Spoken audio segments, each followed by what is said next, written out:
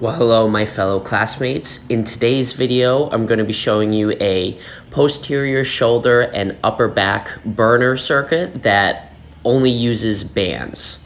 So this circuit might be helpful if anybody has minimal equipment available to them, if they only have bands available to them, maybe because they're traveling or they're working out at home, or they just want to add a shoulder and upper back circuit that really burns a lot and really gets after some muscular endurance and fatigue. So as you can see, I have two bands that are tied to each other, which are then tied to the anchor point of the squat rack. What this is doing is just providing a good amount of tension with the bands that I have. If I do one that's tied around the squat rack, I tend to be a little bit too close.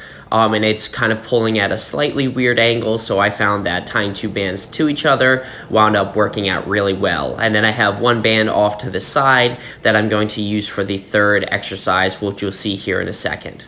Now, everybody's setup might be a little bit different depending on the types of bands you have, how many anchor points you have. It doesn't really matter too much. Just figure out what works best for you in your situation. So now to get to the exercises. The first exercise that I did in this try set is called a Serrano Press. So I'm grabbing my bands and I'm trying to externally rotate. So kind of trying to twist my wrists back as far as I can behind my elbows. So I feel a lot of tension in the back of my shoulder and rotator cuff muscles. And then maintaining that tension as I go into an overhead press. That really toasts my upper back and back of my shoulders.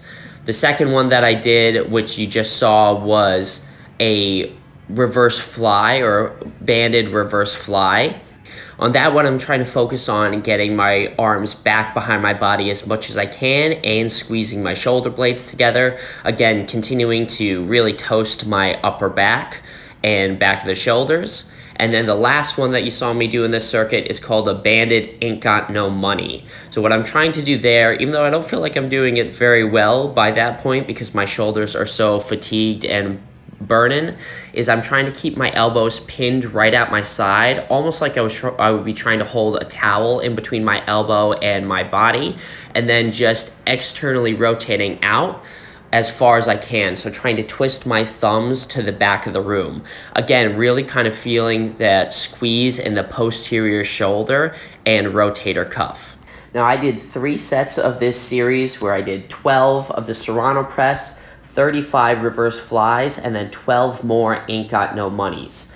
The numbers aren't super important. What I just kind of looked at it was a moderate rep range for the Serrano Press, a high rep range really to burn out the shoulders on the reverse flies, and then to make the numbers easy to remember, the same amount of ain't got no monies as I did the Serrano Press. So feel free to play around with those numbers. I think as long as it's high reps and burning, you'll get after what you're supposed to on this circuit.